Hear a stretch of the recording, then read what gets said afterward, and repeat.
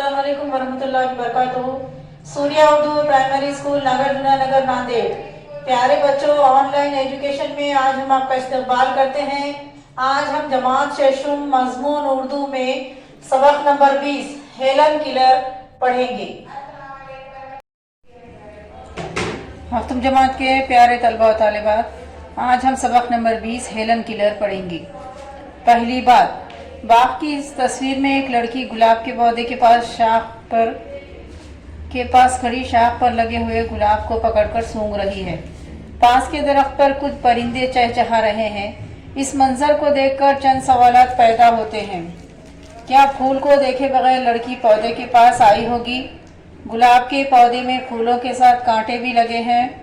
फूल को अपने से करीब लाते हुए क्या ये मुमकिन नहीं कि कोई कांटा उस बच्ची को चुभ गया होगा?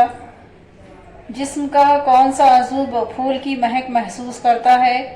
दरख्त पर जो परिंदे चहचहा रहे हैं, क्या फूल सूंघती हुई लड़की उनकी आवाज़ भी सुन रही है?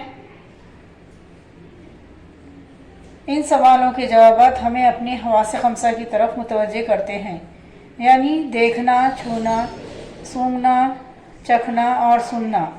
इनके बग़ैर आम इंसान की ज़िंदगी बेहिस और बेमज़ा होकर रह जाती है।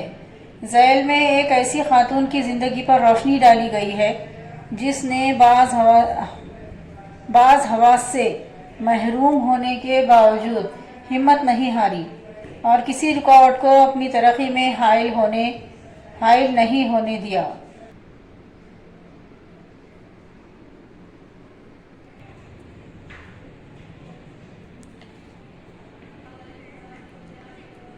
जमात हफ्तम के प्यारे तलबा तालिबात, अब हम सबक नंबर 20 हेलन किलर पढ़ेंगे। पेज नंबर 74 निकालिए। केट और आर्थर एक प्यारी सी बच्ची के माँ बाप थे। उन्हें अपनी बेटी से बहुत मोहब्बत थी।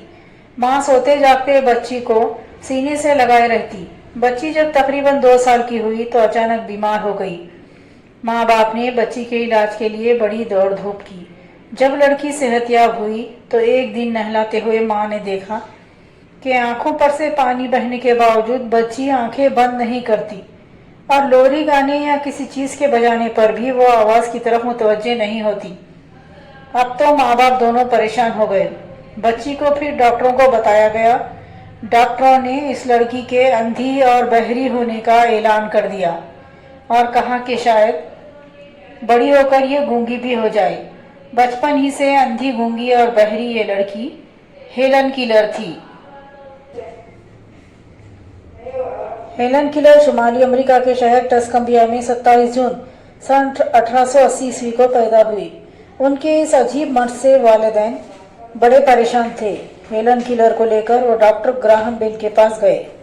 उस जमाने में वो बहरेपन के मर्ज पर तहकीक कर रहे थे। उन्होंने मशवरा दिया कि हेलन को अपनी एनी सिलिवान के सुपुर्द करें, जो गूंगों को बोलना सिखाने में माहिर थी। वालिदैन ने ऐसा ही किया। एनी ने हेलन किलर को बोलना सिखाने के लिए कई अनोखे तरीके अपनाए। वो हेलन के एक हाथ पर ठंडा पानी टपकाती और दूसरी हथेली पर लफ्ज़ पे अलीफ नून ई लिखती। ये अमली मश्क मुतवातिर की गई।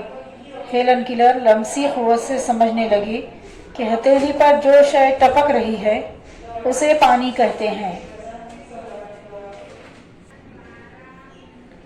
सिखाने के इस तरीके से हेलन किलर ने एक दिन में 30 अल्फाज याद कर लिए।